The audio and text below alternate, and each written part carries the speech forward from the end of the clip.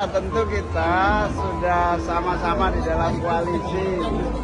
Bahkan permintaan Pak Prabowo untuk koalisi permanen sangat baik. Tujuannya cuma satu, kalau semua terlibat, kalau semua menjadi bagian utuh dari pembangunan, maka kita bisa melayani rakyat dengan efektif.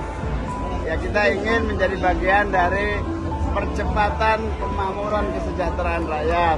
PKB menjadi bagian dari kebersamaan di dalam koalisi yang kuat dan kokoh agar semuanya bisa cepat terwujud. Misalnya, nggak ada jalan lain kecuali kita dukung penuh efisiensi. Nggak ada jalan lain kecuali seluruh uang rakyat harus langsung dirasakan oleh rakyat.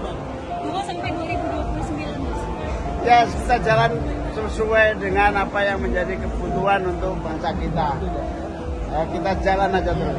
Terus ada kaitannya ini Tentang koalisi permanen. Dalam politik itu setiap kejadian politik, setiap kegiatan politik itu tidak long lasting. Jadi artinya tergantung dari waktunya. Hari ini mereka menginginkan koalisi permanen.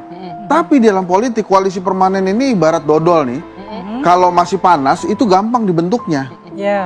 Nah, apakah kemudian koalisi permanen ini kemudian akan dingin sehingga jadi sebuah bentuk baku, keras, nggak akan berubah-berubah? Enggak. Jadi koalisi permanen ini... Selama kompornya masih ada ya, Bang? Ya, koalisi permanen ini sifatnya... Ini kan sebetulnya begini. Dalam politik itu kompornya kan kekuasaan. Per hari ini, ada yang berani lawan Pak Prabowo? Nggak ada.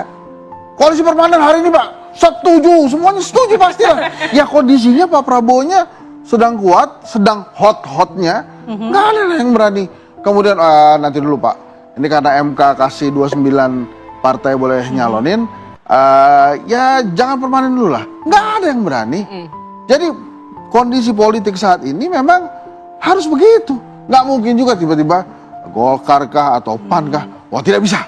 Kita harus menunggu karena tergantung konstituen kita. Wah, selesai menteri-menterinya besok itu reshuffle semua selesai misalnya. Segan juga akhirnya mau instruksi ya gitu. Iya, makanya kan kita bertanya kok kenapa mesti diumumin ya?